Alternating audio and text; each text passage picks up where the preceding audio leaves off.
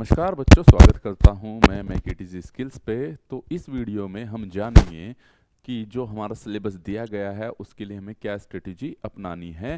साथ ही साथ में इस वीडियो में ये भी बताऊंगा कि मैं इस पूरे सिलेबस को कैसे कैसे कवर कराने वाला हूं और क्या क्या इस कोर्स में रहने वाला है, ताकि आपको इस चीज़ का आइडिया हो जाए कि हमें इसमें किस प्रकार से मेहनत करनी है। ठीक है, तो मैं बता दूं ये आपके पास सिलेबस दिया गया है, तो जो मेरी जिम्मेदारी बन जाती है सिलेबस कराने की, ठीक है, जो मेरे पास है, तो मैं केवल अभी टेक्निकल वाले को ही फोकस कर रहा हूं भाई। तो ठीक है, तो टेक्निकल में अगर मैं थोड़ा सा इसको जूम कर लेता हूं, ठीक है, तो टेक्निकल में भाई क्या आ जाता है आपके पास ये पार्ट आ जाता है। अब देखो इसमें क्या है, मैं पहले बता दूं आपको भाई कि ऐसा बिल्कुल भी नहीं है कि जैसे कि इसमें जो दिया गया है आप देखोगे, इसमें एसी मशीन ऑल्टरनेटर दे रखा है, AC machine winding. AC machine है क्या, कि आपके पास ट्रांसफॉर्मर हो गया, है ना, और इंडक्शन मोटर हो गया, सिंक्रोनस मोटर हो गया, ऑल्टरनेटर हो गया, इन्हीं की तो वाइंडिंग है। तो ऑल्टरनेटर में पढ़ोगे, जब आप ऑल्टरनेटर पढ़ोगे, है ना, पिच फैक्टर वगैरह, ये डिस्ट्रीब्यूशन फैक्टर पढ़ते ही हो, तो इसमें पढ़ते ही पढ़ते हैं हम। तो कहने का मतलब जब हम जो हमारे पास ऑल्टरनेटर होगा उसी में ये कवर हो जाएगी। तो मैं बता दूं इसमें से आपके पास टोटल 18 चैप्टर दिए गए हैं। ठीक है, ये 18 जो कोर्स में है ये 18 में ही दे रखे हैं हमने, 18 ही बनाए हैं, फोल्डर भी 18 ही बनाए हैं। तो मैं बता दूं आपके पास इन्हीं के नाम से हमने फोल्डर और इन्हीं के अकॉर्डिंग हमने कोर्स को डिज़ाइन भी किया गया है। तो मैंने जो सिलेबस बनाया है उसमें मेरिट के हिसाब से, यानी कि कौन सा आपको पहले पढ़ना चाहिए, तो सिंपल सी बात है, सबसे पहले हम बेसिक ही पढ़ते हैं। तो बेसिक इलेक्ट्रिकल इंजीनियरिंग इसमें नहीं दिया गया है।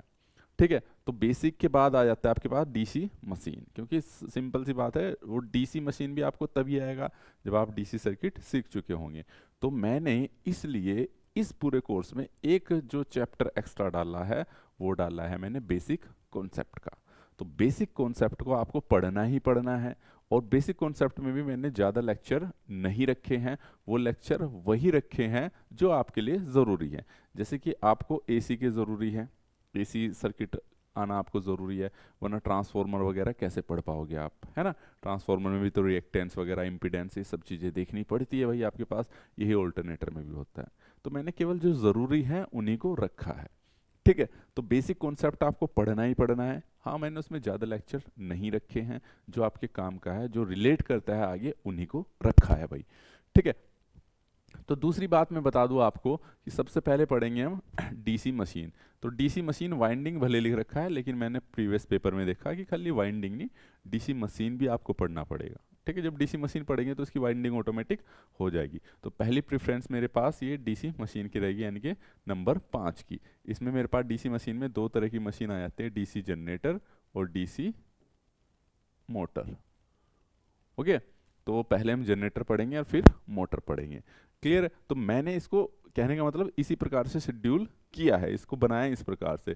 जब डीसी मशीन पढ़ लोगे तो फिर हम पढ़ेंगे एसी मशीन। एसी मशीन में सबसे पहले क्या पढ़ते हैं हम, ट्रांसफॉर्मर।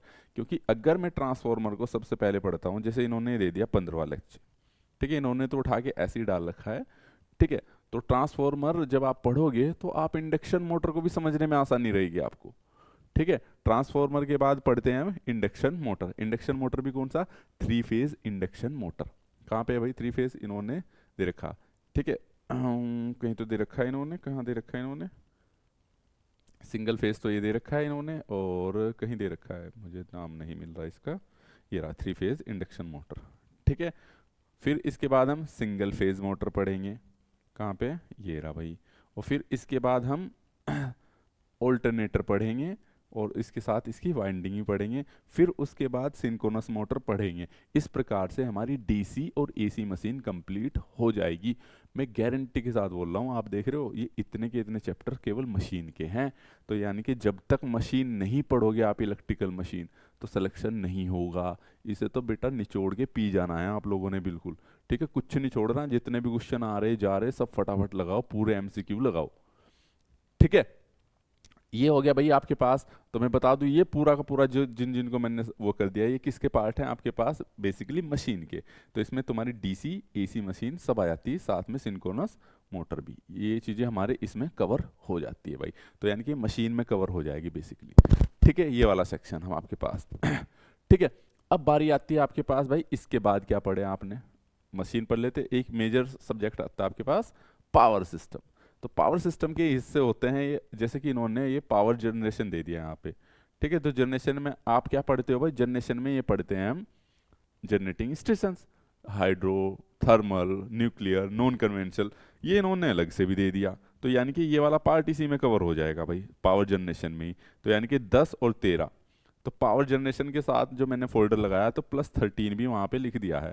कहने का मतलब कि 13वां जो पॉइंट है, 13वां जो वो है, वो इसी में कवर हो जाएगा भाई आपके पास। ठीक है, फिर इसी में पावर स्टेशन में यहाँ पे ट्रांसमिशन, जनरेशन पढ़ लिया तो ट्रांसमिशन भी पढ़ना पड़ेगा आपको भाई, ट्रांसमिशन पढ़ लिया। फिर सर्किट ब्रेकर भी पढ़ना पड़ेगा, क्योंकि सर्किट ब्रेकर का ही तो यूज़ होता है आपके पास बड़ी बड़ी मशीनों में। ठीक है, तो ये भी सब पावर सिस्टम का ही पार्ट होता है। ठीक है, तो कहने का मतलब यही है, ये आपके पास ये डीसी मशीन, डीसी ड्राइव एक ही है, बस इनमें ड्राइव में ये हो जाता है कंट्रोल, जब इसकी ब्रेकिंग वगैरह कंसीडर करते हैं तो उसको ये ड्राइव में कंसीडर कर लेते हैं, तो वो हम डीसी मशीन में कराएंगे, सिंपल सी बात है। ठीक है, तो इसी प्रकार से ये फिर डोमेस्टिक एप्लायंस, जैसे कि आपके पास जो भी डोमेस्टिक में यूज़ करते हो, एसी है, मिक्सचर है, फ्रिज है, हीटर है, गीज़र है, इन सब के बारे में जानकारी कि कितनी पावर खपत होगी, इनका रेजिस्टेंस क्या होगा। ठीक है, इनसे क्वेश्चंस आते हैं। इल्यूमिनेशन, प्रकाश से। ठीक है, इंडस्ट्री, वायरिंग, भाई वायरिंग सीखते हो। ठीक है, और इसमें मशीन कंट्रोल कैबिनेट्स, ठीक है, पैनल लेआउट, असेंबली, वायरिंग वगैरह। ठीक है, तो कहने का मतलब अंडरग्राउंड केबल, इससे बहुत क्वेश्चन आते हैं। ठीक है, एसी ड्राइव्स। ठीक है, तो कहने का मतलब ये है कि भाई ये पूरा का पूरा मैंने 18 चैप्टर है, और 18 ही मैंने आपके चैप्टर बनाए हैं। ठीक है, तो ये सिलेबस इस प्रकार से डिज़ाइन किया गया है, ये इंट्रोडक्शन वीडियो में इसलिए बना रहा हूँ ताकि आपको पता रहे भाई।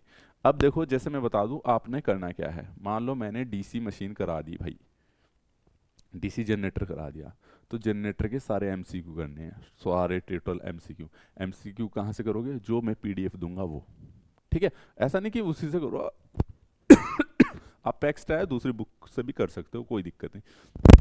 ज़्यादा से ज़्यादा क्वेश्चन करने हैं, ऐसी बम्पर भर्ती नहीं आने वाली है। फिर इसी प्रकार से डीसी मशीन के जो मोटर पढ़ा दूंगा मैं, तो उसके भी सारे एमसीक्यू करोगे आप। एमसीक्यू नहीं करने हैं, जैसे चैप्टर कर लिया, एमसीक्यू आपको करने हैं। पहले कॉन्सेप्ट समझ लो, पढ़ लो, सीख लो। हालांकि मैंने मैक्सिमम क्वेश्चन उसके कॉन्सेप्ट बताते बताते बता रखे हैं, किस प्रकार के क्वेश्चन आएंगे ये सब भी मैंने बता रखे हैं भाई। क्लियर है, तो ये मेरी स्ट्रेटेजी रहेगी, इसी प्रकार से आपने करना है। और भाई मैं बता दूं, जब आप सारा कुछ पढ़ लेते हो, ये फिर आती है आपको खुद को चेक करने की बारी। ठीक है, चेक कैसे करोगे, टेस्ट सीरीज देके। ठीक है, तो टेस्ट सीरीज भी क्या, टेस्ट सीरीज भी कोर्स में अवेलेबल है, ई बुक के साथ साथ टेस्ट सीरीज भी तो अवेलेबल है। आप टेस्ट दीजिए और पहला टेस्ट देके देखिए आपके नंबर कितने आ रहे हैं, सॉल्यूशन वगैरह सब है उसमें। ठीक है, और मैं बता दूं, मैं लेवल टेस्ट का वही रखूंगा जैसा आया था एग्जाम में। ठीक है, अच्छा खासा लेवल आ रखा था भाई।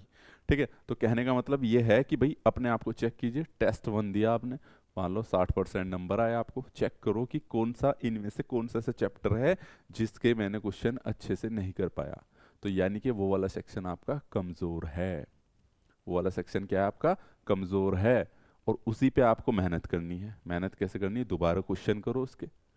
ठीक है, रिपीट पढ़ो, ऐसा नहीं कि देखो कहाँ गलतियाँ की, किन क्वेश्चन में गलती की। जब दोबारा पढ़ोगे तो पता चलेगा आपको आधे कॉन्सेप्ट आप गलत समझ चुके हो।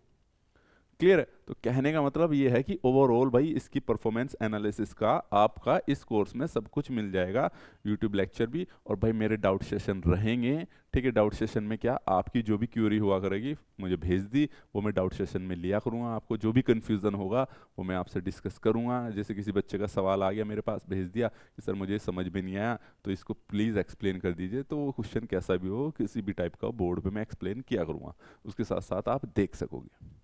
ठीक है, तो ये हमारी प्लानिंग रहने वाली है भाई। तो ये वाला जो कोर्स है केवल मैं कितने में करा रहा हूँ, ये कोर्स हो रहा है आपके पास मात्र 199 में भाई। और ये 199 में सिर्फ मैं करा रहा हूँ। ठीक है सिर्फ का मतलब मैं ये पूरा टेक्निकल पार्ट कवर कराऊंगा। इसमें आपके एमसीक्यू सेशन मैंने कोर्स में बता दिया है, क्या क्या चीज़ें आपको मिलेंगी इसमें। ठीक है, दूसरी चीज़ मैं बता दूं भाई, आपके पास ये वाला पोर्शन रह जाता है नॉन टेक्निकल। तो नॉन टेक्निकल पार्ट का क्या करना है, वो 10th लेवल की जनरल नॉलेज है, लॉजिकल रीजनिंग है। ठीक है, और जनरल हिंदी है, जनरल इंग्लिश है, तो इस पे हमारी टीम, और ये कंप्यूटर है।